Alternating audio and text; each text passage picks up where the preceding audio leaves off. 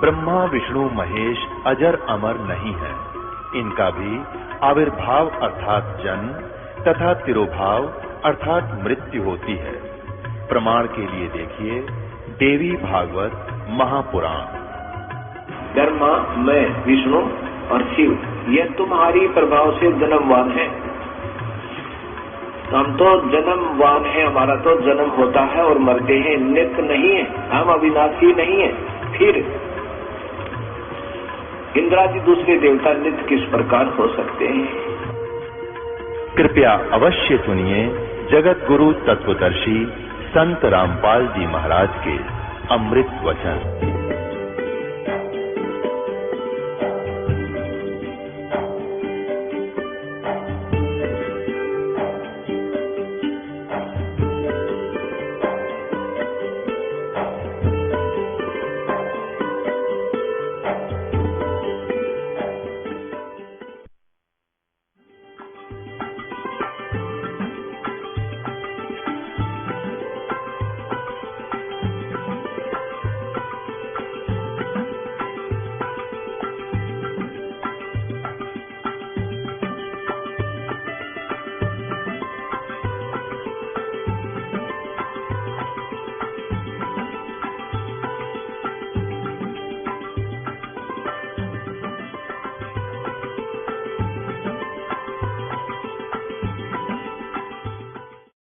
परमात्मा कबीर जी क्या कर रहे थे? शिशु रूप धारण करके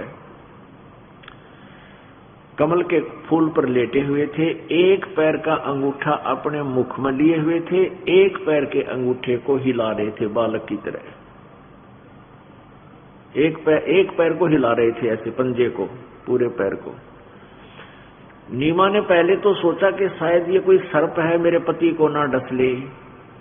जब ध्यान से देखा कि ये तो बालक है, अपने पति को आवाज लगाई कि देखियो जी, कमल के फूल पर बालक, कमल के फूल पर बच्चा है। अब नीरू नहा रहा था, ऐसे ऐसे करके नहा रहा था।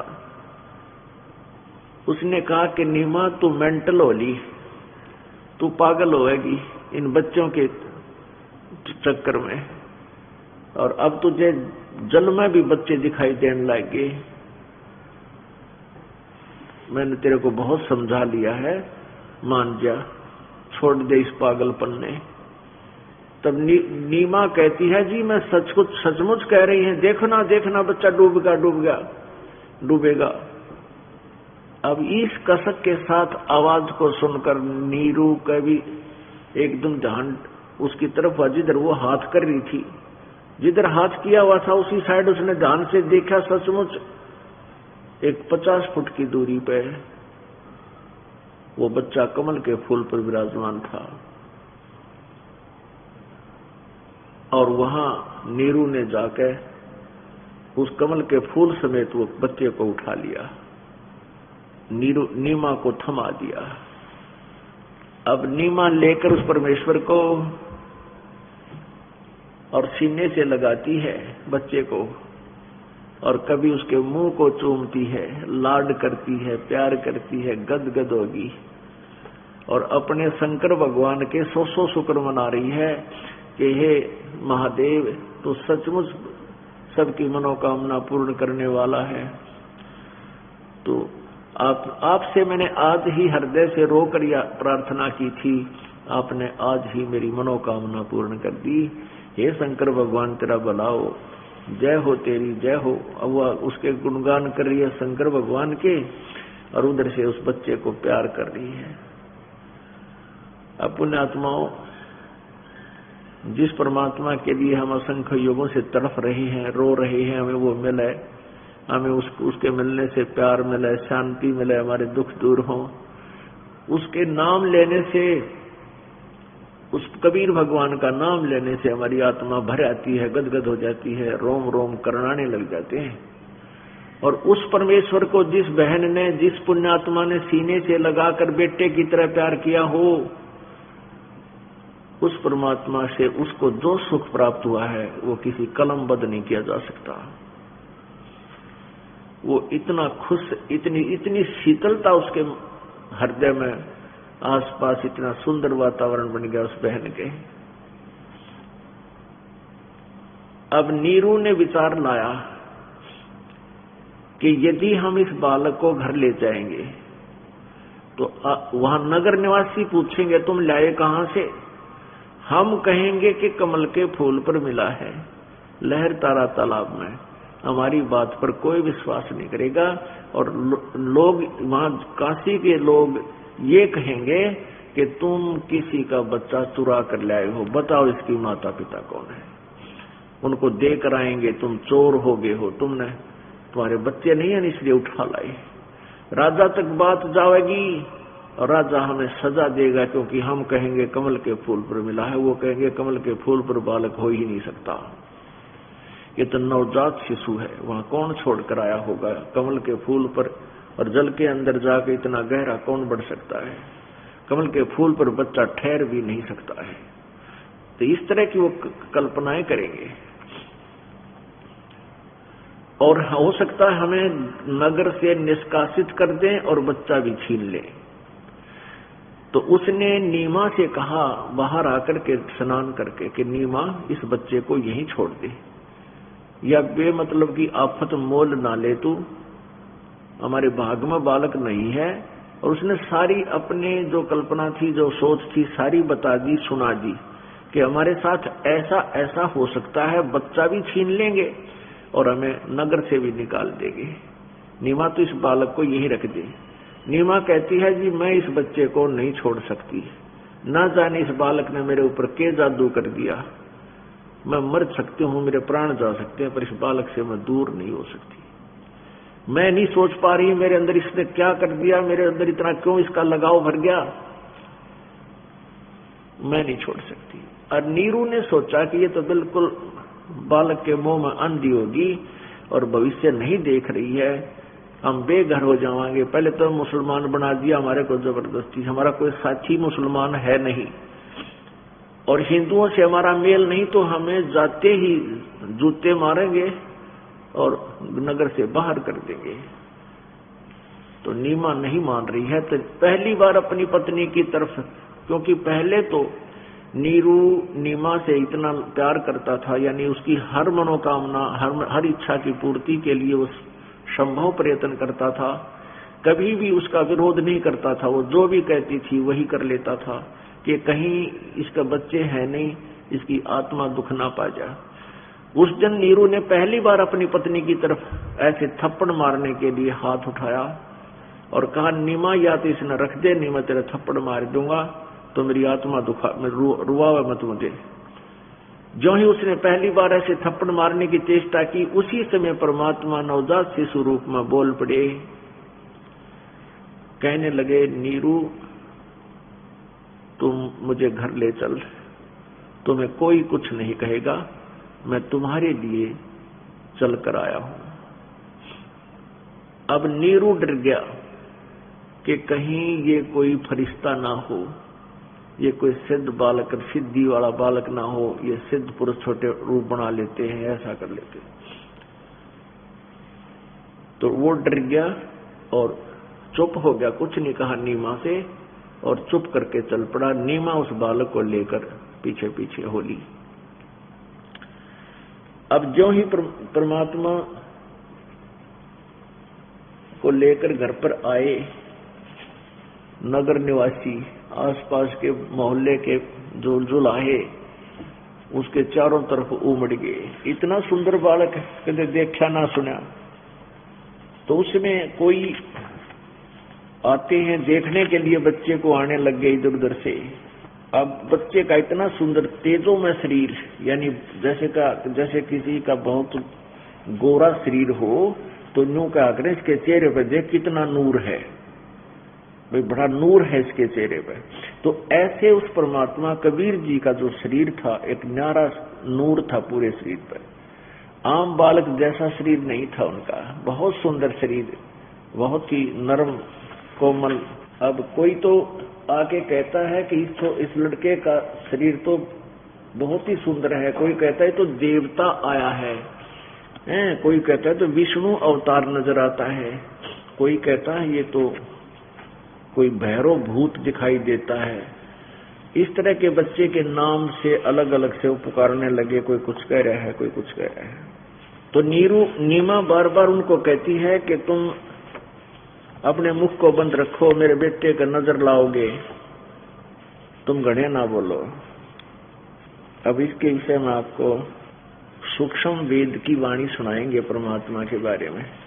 परमात्मा कबीर जी, परमेश्वर कबीर देव जी, पूज्य परमेश्वर कबीर देव जी संत गरीबदास जी को छुडानी में, गांव छुडानी, जिला ददर, हरियाणा में आकर सशरीर मिले थे सतलोक जाने के लगभग 200 वर्ष बाद। और गरीबदास साहिब जी की आत्मा को सतलोक लेकर गए थे, फिर उनको वापस छोड़ा था और उनकी आत्मा में उनकी दिव्य दृष्टि खोल दी थी और अपना जो ज्ञान था सूक्ष्म वेद वो उनके अंतःकरण में फीड कर दिया था। गरीबदास साहिब जी ने फिर अपनी दिव्य दृष्टि से, दिव्य दृष्टि ऐसी होती है कि लाखों करोड़ों अरबों वर्ष पहले की भी जो कि तू वो लीला घटना वो लिख सकता है, क्योंकि हम सभी के आत्मा में अंतःकरण में हमारे असंग जन्मों के सभी संस्कार विद्यमान हैं कोड वर्डों में।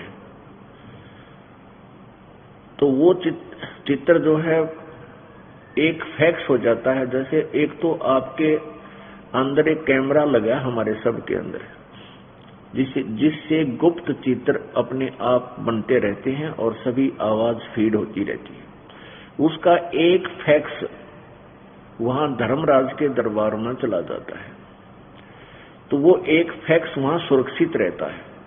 तो जिसकी दिव्य दृष्टि खुल जाती है, जितनी जिसकी रेंज होती है, दिव्य दृष्टि की भी अपनी अपनी रेंज होती है, अक्षमता होती है।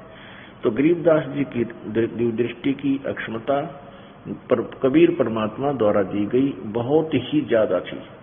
तो उन्होंने परमेश्वर कबीर जी के बारे में यथार्थ घटना जो बनारस में घटी थी, और धर्मदास जी ने उसी समकाल में, कबीर जी के साथ ही थे धर्मदास जी, उन्होंने लिपिबद्ध किया था कबीर सागर में। और लगभग 200 वर्ष बाद गरीबदास जी को जब दिव्य दृष्टि प्राप्त होगी थी, परमात्मा की दया से उनका ज्ञान योग खुल गया था, उसके बाद गरीबदास साहिब जी ने वही जो कहते हो अपनी अमृतवाणी में लिपिबद्ध किया हुआ है। वो दोनों मेल खाते हैं। अब आपको सुनाते। 84 बंधन कटे किन्ने कल्प कबीर, भवन चतुर्दश लोक सब टूटे जम जंजीर, अनंत कोटि ब्रह्मांड में बंदी छोड़ कहाए, सो तो एक कबीर हैं जननी जने नमाए। कि अनंत कोटि ब्रह्मांड में एक बंदी छोड़ कहाया, कौन? पूज्य कबीर देव जी, कबीर साहब जी। अमर करूं सतलोक पठाऊं, ताते बंदी छोड़ कहाऊं, बंदी छोड़ हमारा नामम, अजर अमर है अस्थिर ठामम, शब्द स्वरूप साहेब धनी, शब्द सेंद सब माही, बाहर भीतर रम रहा जहां तहां सब ठाई, जल थल पृथ्वी गगन में बाहर भीतर एक, पूर्ण ब्रह्म कबीर हैं अवगत पुरुष अलेख। गृह सेवक हो के उतरे इस पृथ्वी के माही, जीव उदाहरण जगत गुरु बार बार बलि जाही। गरीबदास साहिब जी कह रहे हैं कि दास बनके, सेवक बनके अवतरित हुए, सतलोक से चलकर उतरे इस पृथ्वी के माही, और जीव उदाहरण जगत गुरु मैं बार बार बलि जाऊं कि वो परमेश्वर दास बनकर उतरे, एक सेवक बनकर उतरे इस पृथ्वी के माही, और जीव उदाहरण, जीवों का उद्धार करने के लिए वो जगत गुरु रूप में यहाँ प्रकट हुए। गरीबदास जी कहते हैं मैं बार बार बलिहारी जाऊं उस परमेश्वर पर जिसने हमारा कल्याण कर दिया और ऐसा अनमोल ज्ञान दे दिया जिससे हमारा छुटकारा हो जाए। इस काल की कैद से हम छूट जाएंगे और कोई तरीका नहीं था। काशीपुरी कष्ट किया वो उतरे अधर अधार, मोमिन को मुजरा हुआ जंगल में दीदारे। काशीपुरी कष्ट किया और उतरे अधर अधार, ऊपर से अधर माने ऊपर तक नीचे आए और मोमिन ये वहां इस मुसलमान जुलाहे को परमात्मा मिले। वहां बनारस में, काशी में, जंगल में, लहर तारा तालाब में उनको दर्शन हुए। कोट किरण शशि भान सूदे आसन अदर विमानी और परसत पूर्ण ब्रह्म को शीतल पिंड और प्राणी।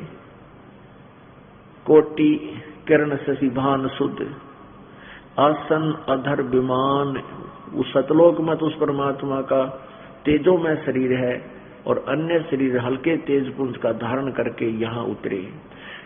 गोद लिया मुख चूम कर हेम रूप झलकंत, जगर मगर काया करे है दमक पदम अनंत। अब नीमा ने उस बच्चे को उठाया, गोदी में लिया और मुख चूमना, जैसे बच्चे का प्यार माता करती है बच्चे से, और कहते हैं हेम रूप झलकंत। हेम माने हिम, हिम माने बर्फ। कहते हैं बर्फ जैसा सफेद शरीर था उस बच्चे का।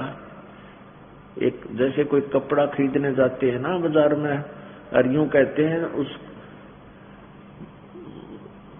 दुकानदार से, कपड़ा बेचने वाले से, भाई सफेद कपड़ा दिखा दे, व्हाइट, और स्नो व्हाइट होना चाहिए। स्नो व्हाइट, स्नो व्हाइट माने बर्फ जितना सफेद, क्योंकि बर्फ की सफेदी सबसे अच्छी साफ होती है, ज्यादा होती है। कहते हैं जगर को गोद लिया मुख चूम करे हेम रूप जलकंत, जगर मगर काया करे है दम कह पदम अनंत।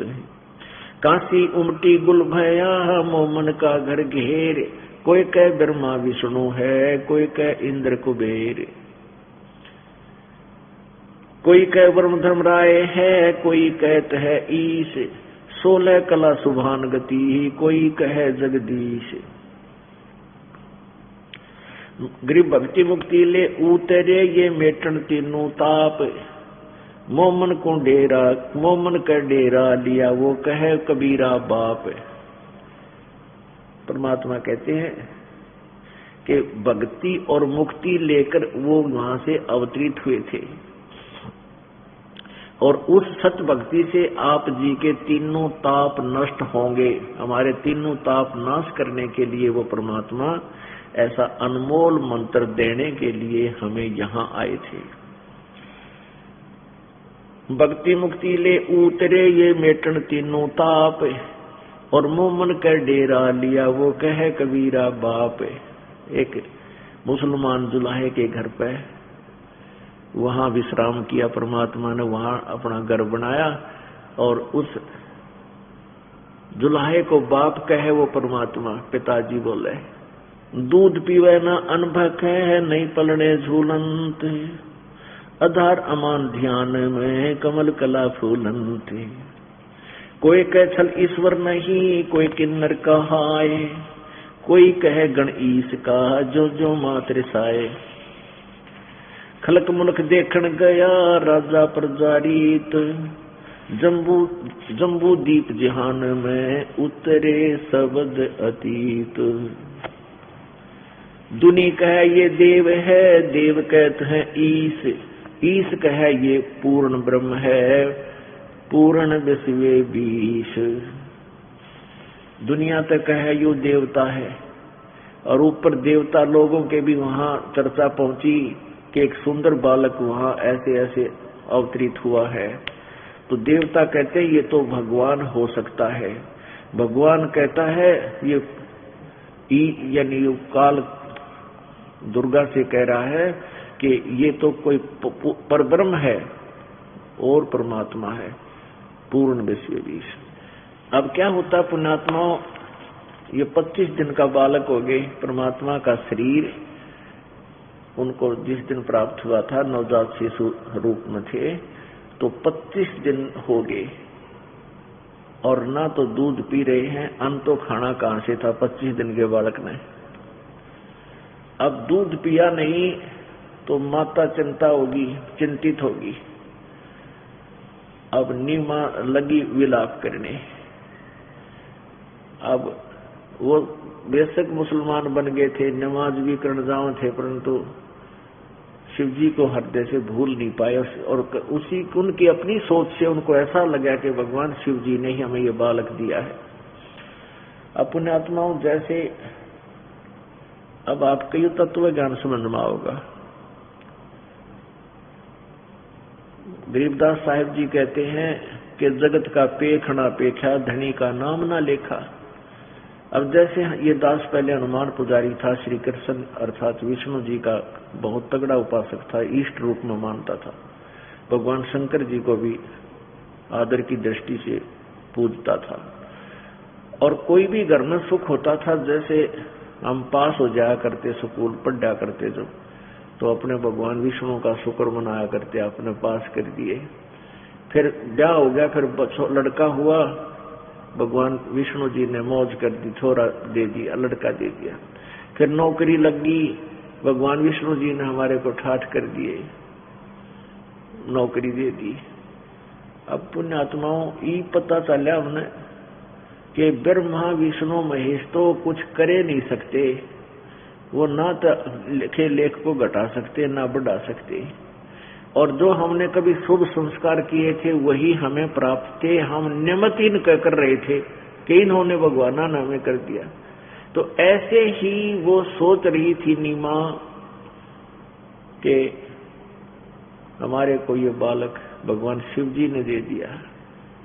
तो गरीबदास जी कहते हैं जगत का पेखना पेखा, धनी का नाम ना लेखा। हम एक दूसरे को उसने न्यू कर दिया, उसने न्यू कर दिया, करने वाले का जिक्र भी नहीं जो हमारा सब कुछ कर रहा है।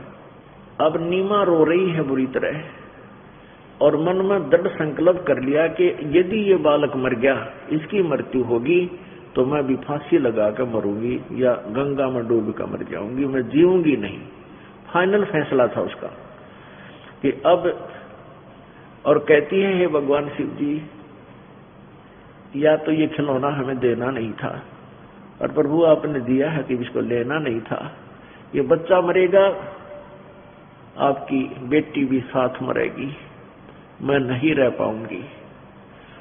अपने आत्मा परमात्मा अंतःकरण की जानता है, उसका दृढ़ निश्चय था कि आज यह शरीर छोड़ेगी, मर जाएगी। तो परमेश्वर कबीर जी ने सोचा कि मरना तो मन्नत के मरना है, पर यह बुढ़िया जरूर मर जाएगी, रो रो कर मर लेगी। तो उसी समय परमेश्वर ने रिमोट दबाया और शिव जी के पास उसकी पुकार पहुंच गई। शिवलोक से अपनी राजधानी से भगवान शिव आए नीचे एक साधु रूप बनाकर, एक ऋषि रूप बनाकर, और उसने कहा, आकर के वहां प्रकट हुआ और कहा कि क्या बात है माई, क्यों रो रही है तू? अब नीमा बोली, ब्राह्मण मेरे दुख ने ना सुने और आप भी, आपकी आत्मा को भी ठेस लगेगी, मैं इतनी दुखी औरत हूं और रहने दो, मेरे दुख न मत पूछे। तो भगवान शिव जी जो ब्राह्मण रूप ऋषि रूप में विराजमान थे, एक संत रूप में, कहने लगे, बेटी यूं कहा करें, अपने दुख को किसी को बता दे तो हल्का हो जाता है, कम से कम इसलिए बता दे, मुझे हो सकता है मैं कुछ थोड़ा बहुत आपको इसका राहत बता दूं। तो वो कहने लगी, जी हमारे कोई संतान नहीं थी, हम 60 साल की उम्र होगी हमारी, और एक दिन मैंने अपने हृदय से पुकार की थी अपने भगवान शिव जी से, और एक बालक उन्होंने लहर तारा तालाब पे और कमल के फूल पर उसी दिन रख दिया जिस दिन मैंने हृदय से पुकार की थी। और आज ये बालक 25 दिन का हो गया, इसने पानी भी नहीं पिया है, दूध की तो बात क्या है। अरे ये बच्चा मरेगा और गेले में मरूंगी, मेरा फाइनल फैसला है। अब भगवान शिव जी ने कहा कि ला तेरा बेटा कहाँ है, मुझे दिखा।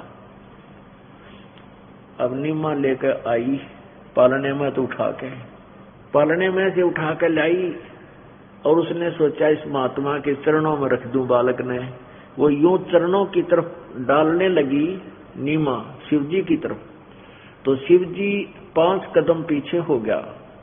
यानी इतनी मालिक की शक्ति है, क्योंकि ये ऑटोमेटिक है। जैसे चुंबक के सामने जैसे अट्रैक्शन हो जाता है, ऐसे ही परमात्मा की शक्ति के सामने ये छोटी शक्तियां अपने आप डिस्टर्ब हो जाती हैं। 5 कदम पीछे हो गया और परमात्मा हाथ से उठकर उस माया जमीन पर ना गिर के और आसमान में ऐसे स्थिर हो गया। आसमान में 5-6 फुट की ऊंचाई पर ऐसे स्थिर हो गए, झूल रहे हैं हवा में, जैसे नीचे कोई सपोर्ट नहीं है।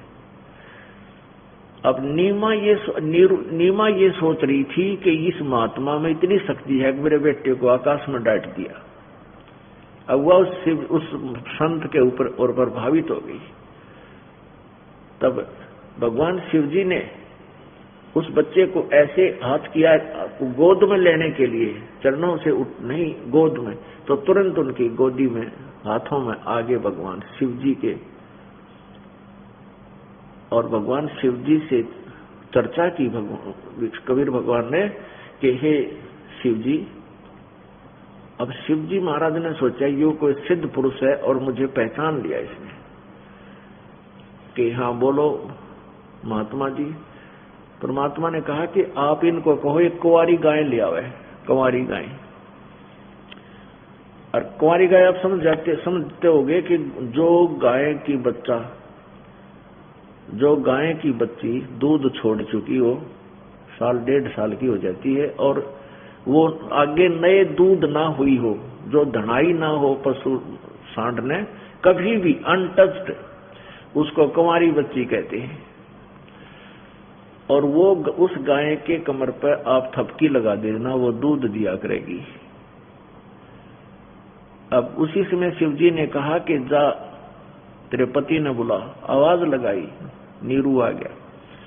नीरू से शिव भगवान ने जो साधु वेशभूषा में खड़े थे कहा कि जा सेऊ जा नीरू एक कुंवारी गाय ले आना, और कुम्हार से एक कोरा बर्तन ले आना छोटा सा, जिसमें 5-4 किलो तरल पदार्थ आ जाए, दूध आ जाए। उसने ऐसा ही किया, 1 घंटे के अंदर कुंवारी गाय ले आया और ऐसे कुम्हार के एक साफ स्वच्छ पात्र ले आया और कहा कभी उस शिवजी भगवान ने उस गाय के कमर पर थपकी ला दी। गाय की बच्चे के कुंवारी गाय के स्तन लंबे लंबे हो गए, धार दूध की बंध गई, दूध की धार निकलने लगी और वो पात्र नीचे कर दिया। जब वो पात्र भर गया अपने आप बंद होगी, तब परमात्मा कबीर जी ने वो दूध पिया। अपने आत्माओं, अब हमारे सदग्रंथ इस बात को प्रमाणित करेंगे कि ऐसी लीला परमात्मा करता है। आज तक किसी भी संत या किसी भगवान की बता देना जो ऐसी जीवनी किताब ने देखी सुनी हो तो है, और जिसके विषय में वेद भी गवाही दे रहे हैं। पुण्यात्माओं, वेदों को इस दास ने अभी देखा है, अभी मीन 4, 5, 6 वर्ष से। और ये जो परमात्मा की महिमा, परमात्मा की लीला 600 वर्ष पहले से है, जो परमात्मा ने स्वयं आकर कबीर जी ने जो लीला की थी। कुंवारी गाय का दूध पिया था बचपन, बालक रूप में, शिशु रूप में। अब इसका प्रमाण वेद बताएंगे।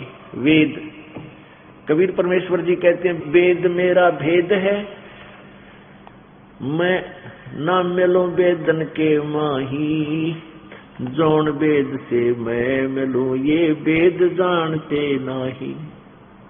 ये चारों वेद मेरी ही महिमा का गुणगान करते हैं, मेरे विषय में जानकारी दे रहे हैं, लेकिन मेरे पाने की विधि इन चारों वेदों में नहीं है। इसमें महिमा तो मेरी ही है, लेकिन मेरे पाने की विधि नहीं है। वो मंत्र नहीं है, 2-3 मंत्र का जाप है। गीता जी अध्याय नंबर 17 के श्लोक नंबर 23 में कहा है, ओम तत्सत इति निर्देश है ब्रह्मण तिर्विध समर्थ।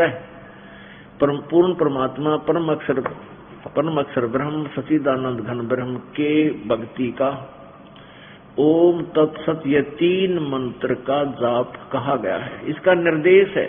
ओम तो ब्रह्म का जाप है, तत् और सत ये गुप्त हैं, सांकेतिक हैं। ओम और तत् ये दोनों अक्षर मिलकर के ये सतनाम बनता है। परमेश्वर कबीर जी कहते हैं, सो हम शब्द हम जग में ल्याए, सार शब्द हमने गुप्त छपाए।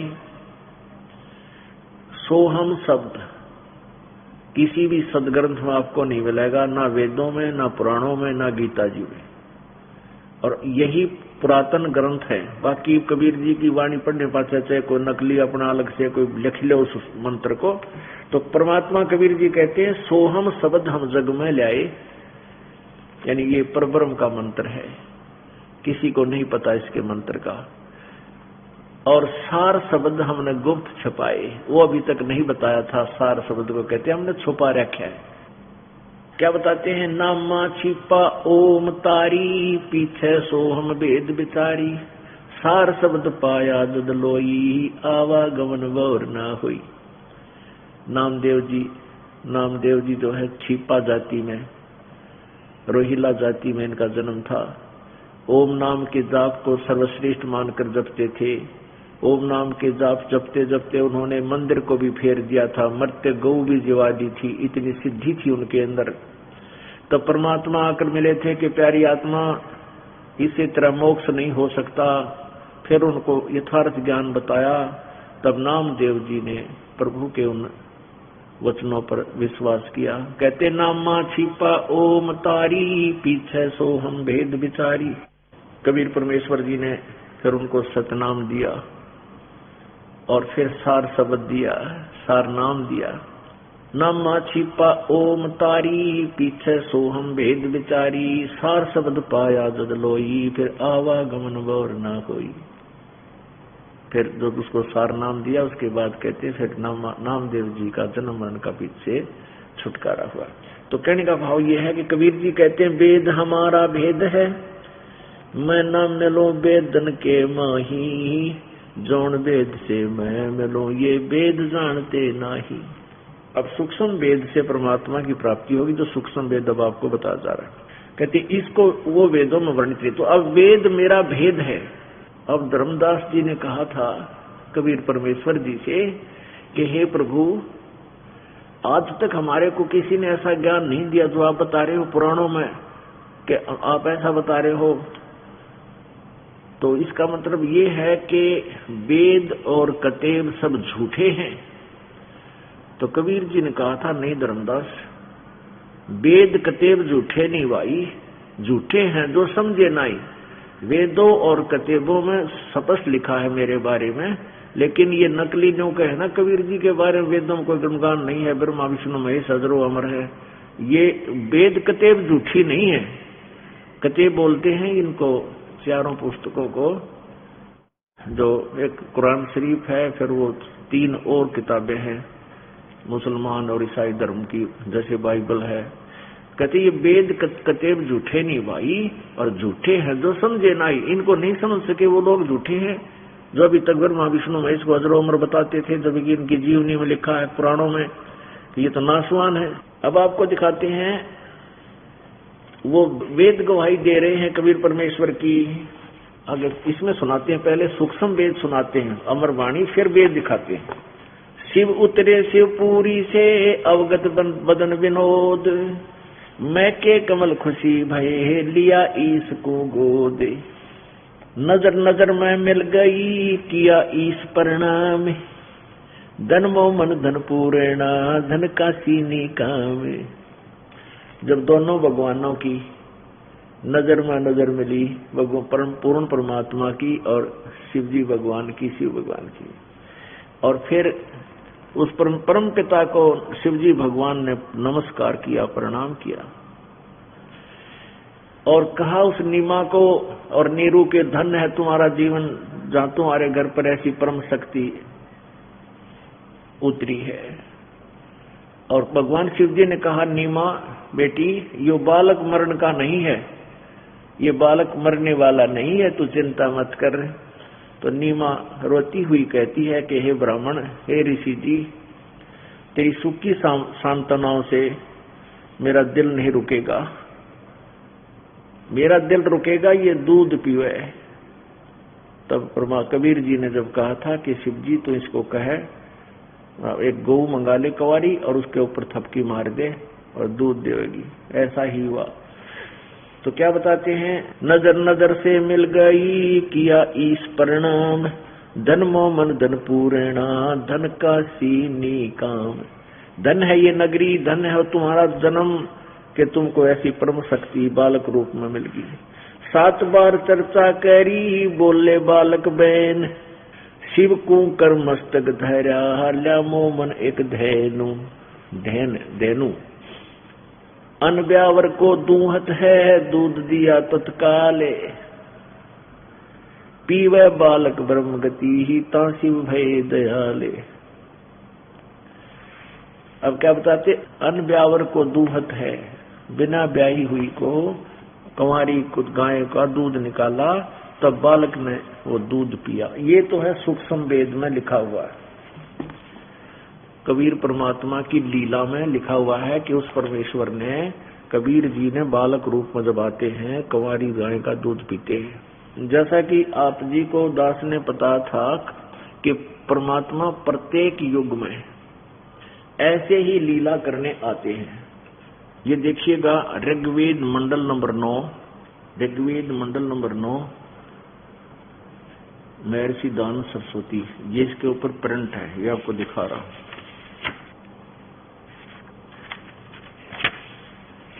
ये कहां से प्रकाशित है? प्रकाशक हैं आर्य सार्वदेशिक आर्य प्रतिनिधि सभा, महर्षि दान भवन, रामलीला मैदान, नई दिल्ली। ये इनके फोन फैक्स नंबर है। सार्वदेशिक आर्य प्रतिनिधि सभा, महर्षि दान भवन, रामलीला मैदान, नई दिल्ली। इन्होंने लिखा है ऋग्वेद आर्य भाषा भाष्य, यानी महर्षि दानंद सरस्वती द्वारा, महर्षि दानंद सरस्वती कृत दानंद जी ने इसका अनुवाद किया, इन्होंने लिखा है, इसमें लिखा हुआ है, ऐसा आपको पढ़ के सुना रहे हैं। मुद्रक है Prince offset printers, 1510 Pataudi house, Daryaganj, नई दिल्ली से।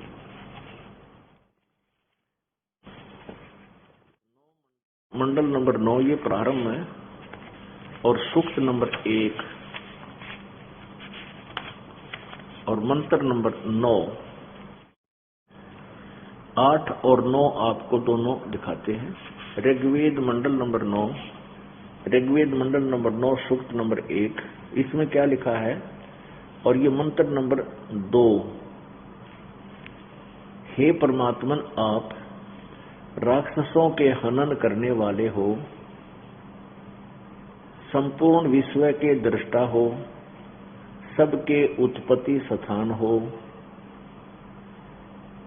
किसी अस्त्र शस्त्र से छेदन नहीं किए जाते, गतिशील और मध्यस्थ रूप से सर्वत्र स्थिर हो। अब आसदत का अर्थ होता है आप यहाँ आप गतिशील हैं, यानी चलकर आते हैं। आगे देखो, अब यहाँ देखो प्रत्येक जगह परमात्मन,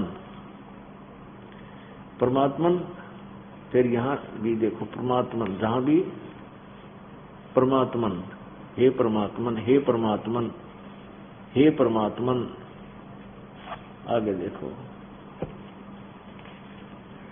हे परमात्मन, आगे देखो।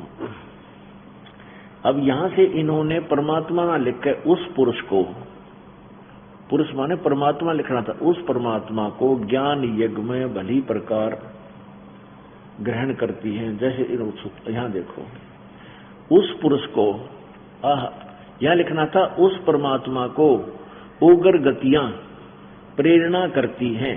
उग्र गति माने ऐसी स्थितियां होती हैं जिस कारण से वो परमात्मा प्रेरित होकर और भासमान शरीर को वह परमात्मा प्राप्त होता है। भासमान माने तेजो में सुंदर, बहुत ही मतलब अच्छा नूरी शरीर को वह उस पुरुष को, उस परमात्मा को लिखना था। उग्र गतियां प्रेरणा करती हैं और भासमान शरीर को वह परमात्मा प्राप्त होता है। भासमान माने तेजो में, और शरीर स्पष्ट लिखा है, वो परमात्मा तेजो में शरीर को प्राप्त होता है, वह पुरुष प्राप्त होता है। पुरुष माने परमात्मा लिखना था। आगे देखो, इसे सिद्ध है कि परमात्मा साकार है, शरीर धारण करता है। आगे देखो, और जिसमें 3 प्रकार से दूसरों का वारण करने वाला मधुर में शरीर मिलता है। उस परमात्मा का शरीर 3 प्रकार से होता है। एक तो बहुत ही तेजो में है, फिर हल्का तेजो में, और तीसरा वो यहाँ जैसे मनुष्य जैसा बना लेता है। ऋग्वेद मंडल नंबर 9 सूक्त नंबर 1 का मंत्र नंबर 9 क्या स्पष्ट कर रहा है कि इमम, उस सोमम, सौम्य स्वभाव वाले श्रद्धालु पुरुष को। अब देखो महिमा चल रही है भगवान की, यहाँ इन्होंने श्रद्धालु पुरुष हटा दिया। उस वाले श्रद्धालु पुरुष को शिशुम, ये मूल संस्कृत है ब्रैकेट में, शिशुम माने बालक रूप, कुमार अवस्था में ही सब प्रकार से अभी अधन्या, ये अभी अधन्या, अभी माने सब पूर्ण रूप से, अधन्या माने बिना दनाई, अहिंसनीय। इन्होंने अनुवाद किया है सभी प्रकार से अहिंसनीय गौवें तृप्त करती है। उससे सौम्य स्वभाव वाले पुरुष को यानी परमात्मा को, जो बालक रूप में होता है कुमार अवस्था में ही, उस सब प्रकार से अहिंसनीय, अभी अधन्या यानी कति कुंवारी, कभी भी कुषांड के द्वारा परेशान ना की गई हो, यानी अभी अधन्या माने बिना दनाई, और अभी अधन्या माने कुंवारी, कति पूर्ण रूप से कभी भी परेशान ना की गई हो, टच भी ना की। इसका अर्थ संस्कृत में अभी अधन्या। और अपनी लोकल भाषा में हम क्या करते, गायें बिना दनाई है, वह दनाई नहीं है। हमारे जो बुजुर्ग थे वो जब गायें गर्भ नहीं धारण किया हुआ होता था तो न्यू कहते गां अभी धनाई नहीं है, बिना धनाई है। अधन्या, अधन्या माने बिना धनाई। तो इस संस्कृत भी ऐसा ही बोल रही है, अभी अधन्या यानी पूर्ण रूप से वो कुंवारी, पूर्ण रूप से बिना धनाई। तो वो अधन्या, अभी अधन्या धेनु है, अभी यानी वो कुंवारी गायों से उस परमात्मा की शिशु रूप में प्रकट परमात्मा की तृप्ति होती है, उनकी परवरिश की लीला होती है। फिर देखिएगा ऋग्वेद मंडल नंबर 9 सूक्त नंबर 1 मंडल नंबर 9, मंडल नंबर 9 सूक्त नंबर 1 और मंत्र नंबर 9, इसमें लिखा सभी अभी इमम अधन्या इत उत्सरणंती धेनव शिशुम, ये शिशुम शब्द स्पष्ट है, सोम इंद्राय पातवे, उस सोम स्वभाव वाले श्रद्धालु पुरुष को, नहीं उस सोम माने अमर पुरुष को, जो शिशु रूप में प्रकट होता है, उसको सब प्रकार से यानी अहिंसनीय कुंवारी देनो माने गायों उसको तृप्त करती है, उसको दूध पिलाती है, उनका वो परमात्मा दूध पीता है, ऐसे उनकी परवरिश होती है। अब और थोड़ा सा यहाँ कंसेप्ट क्लियर करना पड़ेगा।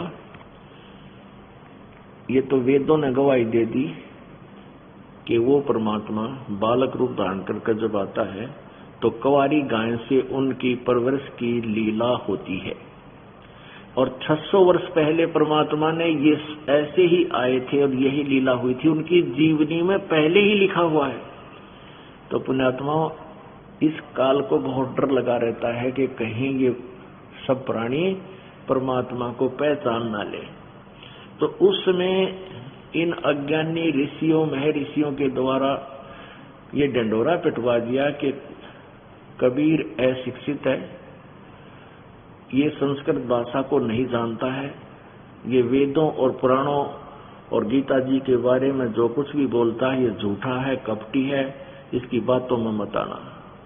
काल को डर रहता है कि कहीं ये अपने भगवान को पहचान ले और मेरे जाल से निकल ना जा, ये इतना दुष्ट है।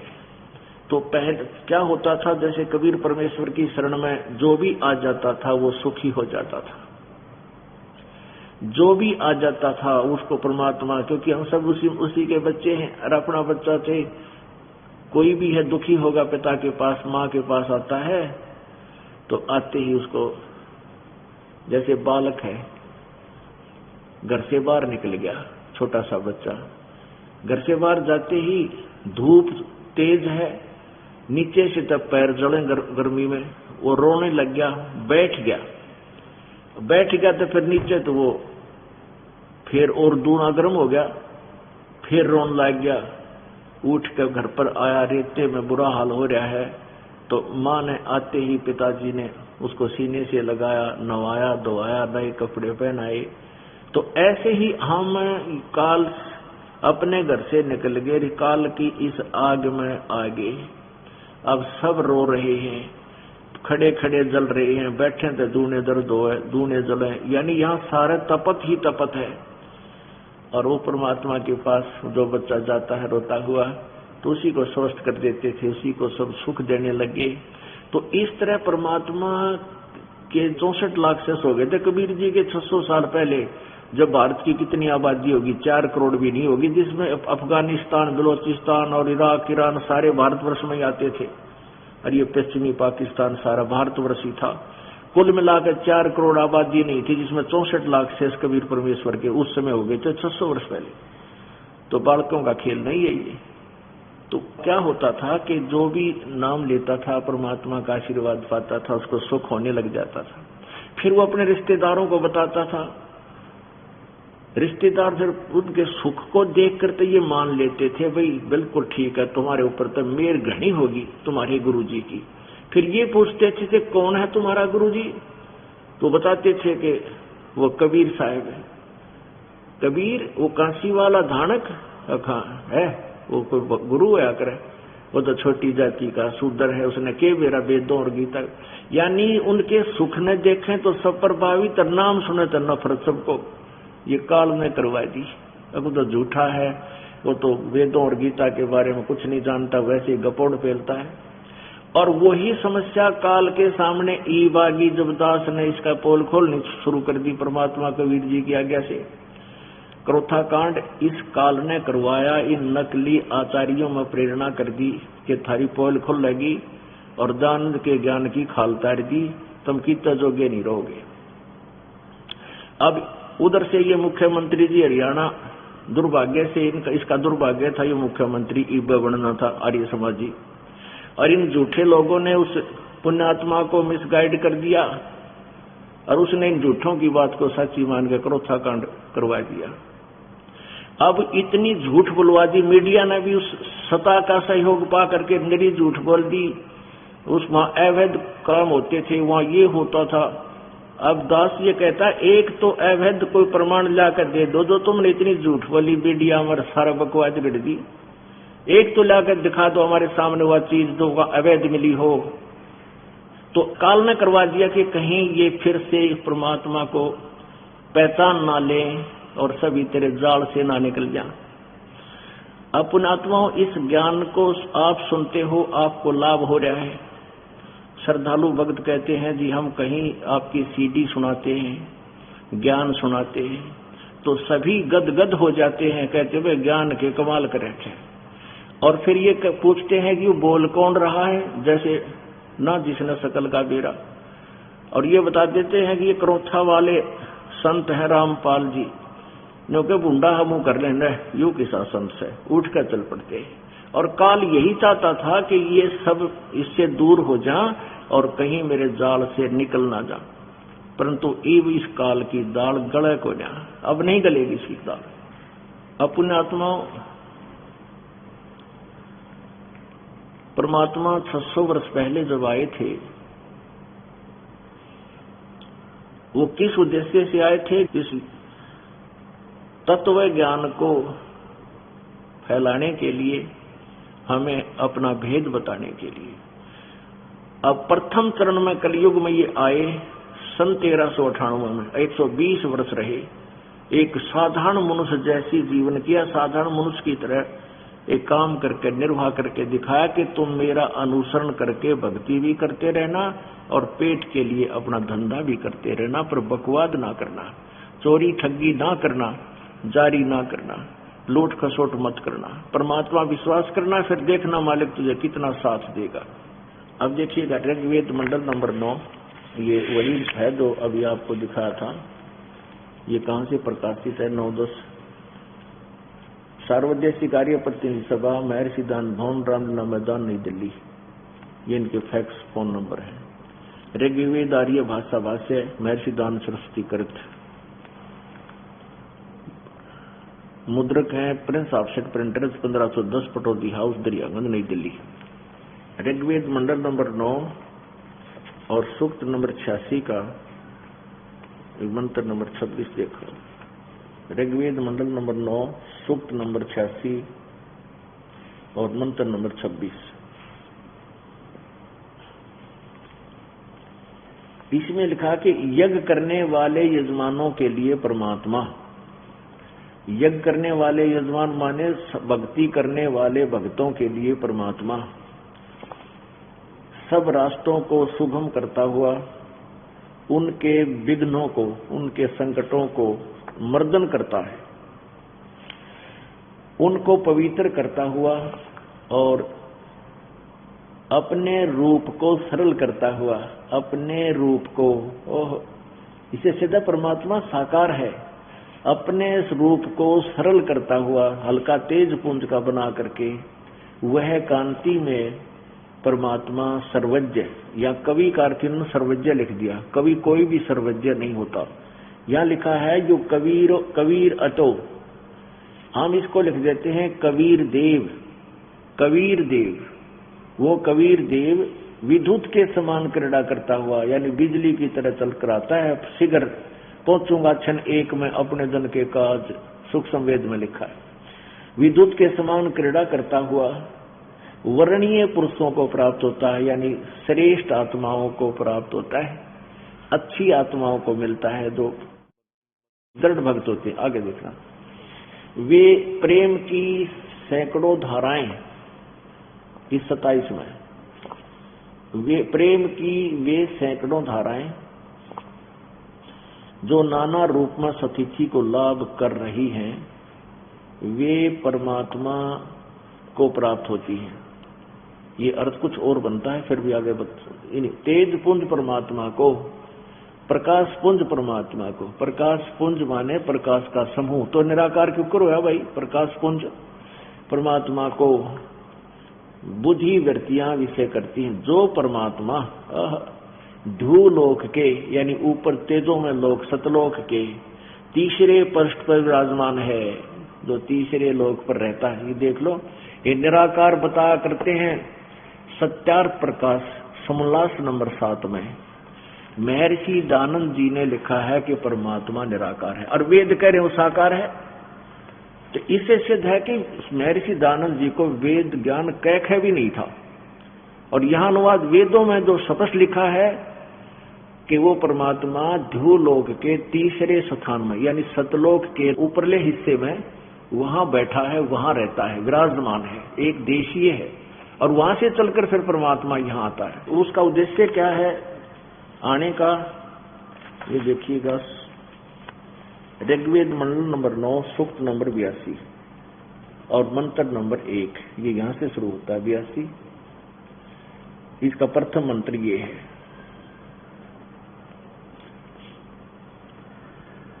जो सर्व उत्पादक प्रभु, प्रकाश स्वरूप, यानी तेजों में शरीर वाला, सद्गुणों की वृष्टि करने वाला, पापों के हरण करने वाला, वह राजेव, राजा के समान, राजा के, ये देखियो इन्हीं का अनुवाद, राजा के समान, राजा के समान दर्शनीय है, यानी राजा के समान देखने योग्य है, साकार है, और वह पृथ्वी आदि लोक लोकांतरों के चारों ओर शब्दमान हो रहा है। वह वर्णीय पुरुषों को, श्रेष्ठ आत्माओं को, जो दृढ़ भक्त हैं, उसको पवित्र करता हुआ प्राप्त होता है। जिस प्रकार विद्युत स्नेह वाले स्थानों को आधार बनाकर प्राप्त होता। इसी प्रकार उत्गुण वाला परमात्मा ने इस ब्रह्मांड की रक्षा की। अब इसका अर्थ है कि वो रक्षा असवी माने असावी माने रक्षा करता है। वो आकर के वो कहते हैं पहुंचूंगा क्षण एक में। यहां देखिएगा कि प्राप्त होता है वो किस जिस प्रकार विद्युत स्नेह वाले स्थानों को आधार बनाकर प्राप्त होती है। जैसे कल भी आपको बताया था